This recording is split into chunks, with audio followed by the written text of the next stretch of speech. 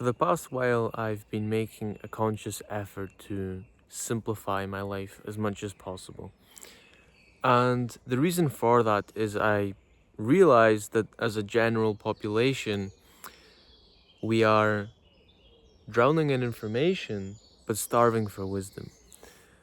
And when I realized this, at first, what that meant to me was that I had to remove distractions in my life. All those notifications pinging off, and all these obligations, and all this clutter in my life. And well, that was the first step. And so, that was a huge step. But the thing is that even when I did that, I replaced all that time that I may have spent on my phone, on social media, with still filling my mind.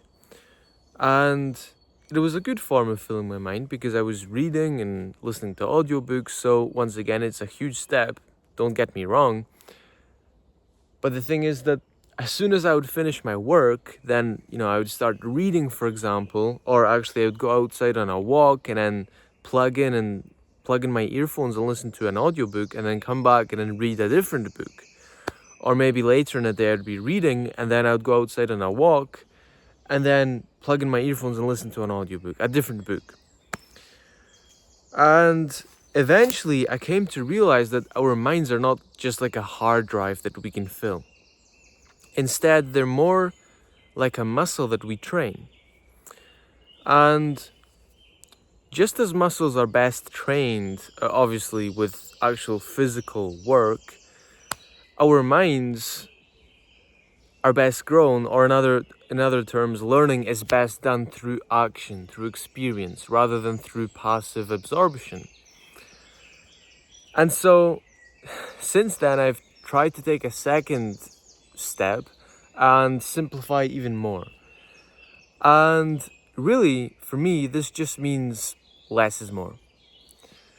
Instead of trying to constantly fill my mind and constantly be listening to something or doing something, I've just tried to remove things from my life. And there's a quote by Lao Tzu, actually, where he said, "To attain knowledge, add things every day. To attain wisdom, remove things every day." And basically, this is the whole idea that less is more. And this does not mean that, you have to wear the same outfit every single day like Steve Jobs and Albert Einstein did, which, is valid because they did that to remove unnecessary decisions in their lives, to let their minds just focus and think about what really mattered, their work. For Einstein, his theory of general relativity, and for Jobs, his work. But the point is just to remove clutter in our lives because we have so much of it, and also that less is more. And going back to the muscle analogy, our mind being like a muscle, our brain being like a muscles also need rest. And when it comes to the mind, the brain, interestingly, it's technically never off completely. It's always on, even when we're sleeping. And if I remember correctly, when we're sleeping, it's actually even more active, I'm pretty sure. But the thing is that when we switch activities, different parts of the brain are active and the other ones can then rest. And that's why it's so important for me personally when I finish my work, now that I'm actually doing work that I love and I want to think about, whereas a couple years ago, I was doing work that I really could not get myself out of bed for. I mean, I forced myself, but I really did not want to. Whereas nowadays, I love to finish up my work and let my mind wander and just come up with ideas for the next part of whatever I'm, planning my video or whatever it is, or editing, instead of listening to another book. I let my mind wander and come up with ideas, and I also reflect on my work and how my day has gone so far. And this is why the greatest minds in history, like Albert Einstein and Plato, Socrates, Aristotle, Hippocrates, Leonardo da Vinci, all these people, they just spent lots of time on their own. And that does not mean you have to be on your own all the time, but just have some time on your own. And going back to the whole wisdom thing, that we're drowning in information but starving for wisdom, then, well, Aristotle, on the topic of Aristotle, because I just mentioned his name, he has a quote where he said, "Knowing yourself is the beginning of all wisdom." And I've come to learn in these past couple of years, because I've spent so much time on my own, instead of, because by the way, the past couple of years, I've not been going to school because I left school a few years ago. I've not worked a job either, so I've not been around people. And then I've also kind of removed, basically my social life has been pretty much non-existent.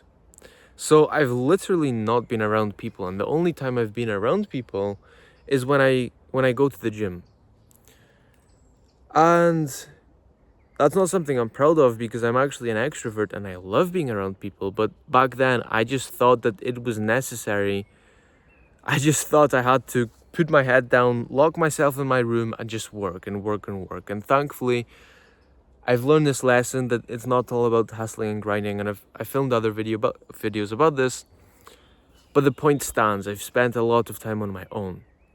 And I've come to realize that most of us don't even know who we truly are, because of the fact that we're always around people. And I've heard a saying, I'm not sure who said this specifically. Actually, it was Leonardo da Vinci. He said something along the lines of just the importance of spending lots of time on your own, because when you're with other people or with someone else, you're only half yourself. And whether that's entirely true or not, once again, the point stands.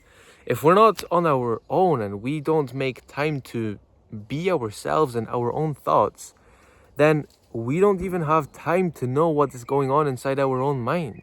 It's like never being at home inside your house. Or maybe it's like always having a party going on in your house 24/7. You never have any time to clean your house up or do anything meaningful. That's the same that happens with our minds. And people often also think that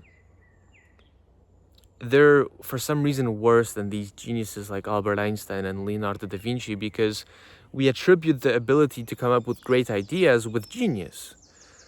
And what I've come to learn is that these geniuses did not have some special ability, or they didn't have the phone number to the universe that would, I don't know, just send them great, incredible ideas that no one else has access to. It's not like that at all. It's just that once again they made lots of open space. And let me give you a couple analogies to explain this, because it really starts to make sense then. If you plant a tree, a seed for a tree, under loads of rubble, that tree does not have any room to grow.